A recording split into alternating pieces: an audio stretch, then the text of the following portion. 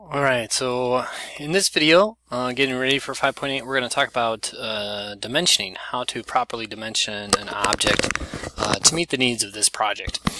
So first of all, I've opened up a drawing sheet. We got it ready to go. So we're using this format to get us there. To go back and edit the boxes, I can come in to my browser, edit the field text, and I can type in all this information down here then. Alright, I'm going to skip that for now and just focus on dimensioning. So the first thing I'm going to do is place an object. I'm actually going to do the full assembly of my object. Right, so choosing my best front view, then we got top view, and I'm going to come over here for side view, and put the isometric view like that. Looking at it like that. All right, and you can see the scale is pretty small due to the fact that it's a pretty large object in the end. At least mine was. Okay, with that being done, the focus we want to have here. I'm going to come in here. I'm going to shade that quick. Whoops. And just like that. Right. The key here is how do we dimension? A couple things we can do. So one thing you can do is you can come in, right click on your object and go to what's called retrieve dimensions. Right. And what you're going to see as I do that is it pulls in every dimension that I have on these parts, and there's a lot going on here. Kind of a big mess. So I'm actually going to cancel that because I don't actually need all these dimensions for this project. The requirements talk about the fact that all you really need are the overall dimensions and any dimensions that you feel kind of are necessary to help you with kind of understanding your design. Right. So as you can see, we got some pretty big precision between angles here and here, and the ears and the tail, different things with the legs. And so what I'm going to focus on for this is I'm just going to focus on the overall dimensions. Maybe I'll throw in a couple other ones just to get a sense of scale coming from this. Alright, so to add dimensions, I'm going to go to annotate, and then we have the dimensions over here. And it's going to work really the exact same way that it did when we're sketching things, right? So I can click on one surface, and I'm going to come up here to the top and pull it over, and there's my overall height. Right? This video or this box will pop up, gives you some options for how to deal with it. Right? I'm just going to click OK. I'm going to do dimension going this way then. It doesn't like that. Oh, nope, still doesn't like it.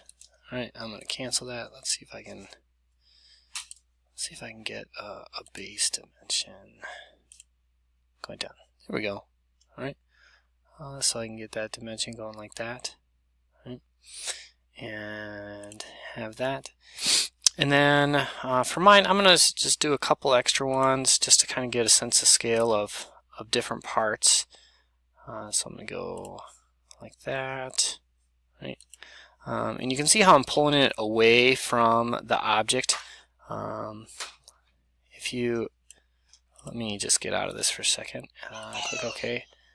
As I move it, you can kind of see. If I get too close, it just doesn't look good.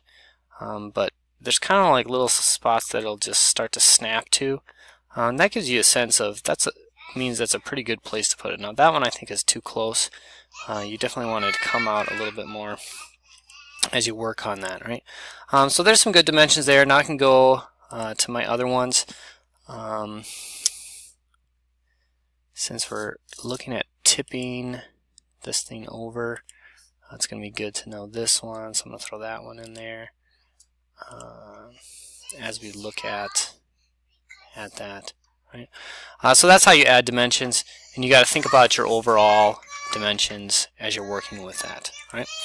Then when it comes to your other parts, right? To create a complete document, once again, you'd want to insert that information. I'm going to just pick one piece now. I'm going to let's do the leg. All right. So at this point, I can think about my scale. Is that going to be the best? Let's see. Oh, that's way too big. Let's do 1/10 maybe. That's going to work pretty good. Right, and that I can put that into my scale box down here. And I need to edit this already. So I'm going to move it here. Right, add my different views. Right, so there's my multi-view of it, working with that. Click OK. Now on this, right, once again, to dimension it, I could go in and try and retrieve dimensions. Right, and this is what I get. Now this time I might say, oh, that's not too bad, and I might click OK, and I can actually choose the one I want in here, like that, and then click OK. And then when I come in here, I can actually go in here and I can start moving some of this stuff so that it's not inside, because that's not, well, that's just not good dimensioning to have it like that. But I can pull these things. So this 8-inch has to deal with this this curve going like this, and this 6. I'm not really sure what that's dimensioning to. See, that's where you got to be careful when importing things. You can see the 6 says it's going from here to here, and nothing's there. So I'm actually going to go here and click delete, because that's just not a good dimension. But then I can come in here. So I got a couple done like that, and I can come in here and say, oh, that's a much better dimension. All right, going like that. And together I have an overall, but you always want an overall dimension like that, right? And that coincides there. And then I'm going to get my last dimension from here. Go here to here, like that, right? And that's the idea as you're working on your dimensioning, right?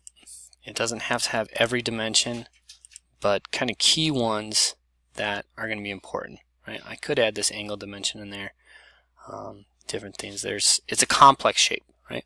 But because we're just building a proof of concept, we just kind of need some general guidelines to help us understand the scale of the project. All right.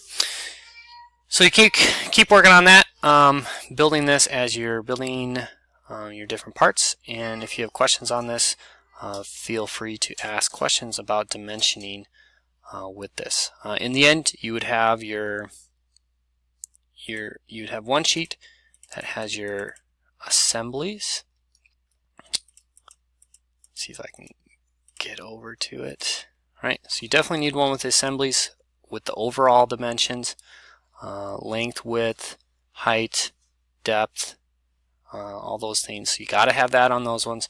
And if there's other ones that you kind of feel are important or could be important, you can add those in there. When you get to your individual parts, these ones will definitely have some more directions with them, but you got to have the overalls, right? Overall height, overall width. I don't have overall depth, so that's something I would need to add still for this to meet the minimum requirement. All right. Okay, that's it for this video. Plenty long. We'll talk about this more in class, and feel free to ask as many questions as you have when working with this. All right. All right. That's all I got.